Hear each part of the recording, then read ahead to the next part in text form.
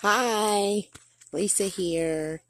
I just wanted to share with y'all a word or two. Um, Listen, there's a lot of people out here in the world that have a message in them. It's not necessarily always directed at us individually because we know we don't wrestle with people. We don't wrestle with each other.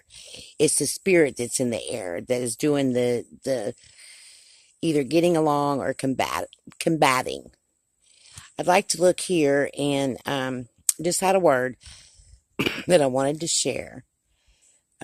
So just understand that we all have a message in us. Philippians 1:15 through 18. Philippians 1:15 through 18. Verse 15 says, "Some indeed preach Christ even from envy and strife, and some also from goodwill." So we have a couple of different routes that people are using to preach about Jesus, the gospel. Verse 16, "The former preach Christ from selfish ambition, not sincerely, supposing to add affliction to my chains."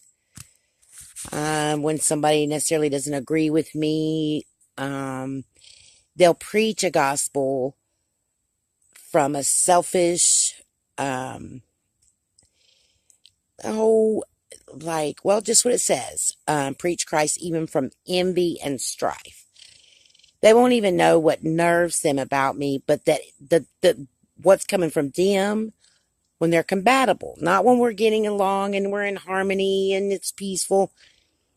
But if there's a person with envy and strife in them to prove someone wrong or to come back with a defense, they'll use that mode.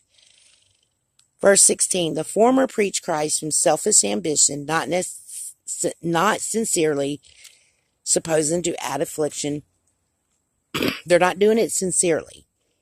And they're doing it just to kind of get one up on me or one up on you, supposing to add affliction to my chains. Verse 17, "But the latter out of love, knowing that I am appointed for the defense of the gospel." Verse 18, "What then? Only that in every way, whether in pretense or in truth, Christ is preached. And in this I rejoice. Yes, will rejoice." So I'm already chained to Christ. So, and if someone says something to me, just like get back at me or disagree with me, it doesn't change. It doesn't change what I'm called to do. That's just a defense in someone because either it's hit a nerve or some truth was spoken, and sometimes people aren't ready.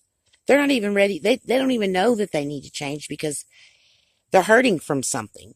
And so they go in a defense, like a defense behavior, not even realizing it. And then they just carry around like a seed of bitterness that they never really should have had.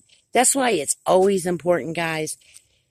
Look, speak love to someone. If there's someone that you really care about and you see destruction coming, it is our obligation for Christ and our obligation as the role model in a person's life to just say, "Hey, hold up, wait a minute. Go this way or go that way." It's because we love them. It's not that, I mean, what gain do we have from trying to avoid someone else's later destruction? There's no motive to that.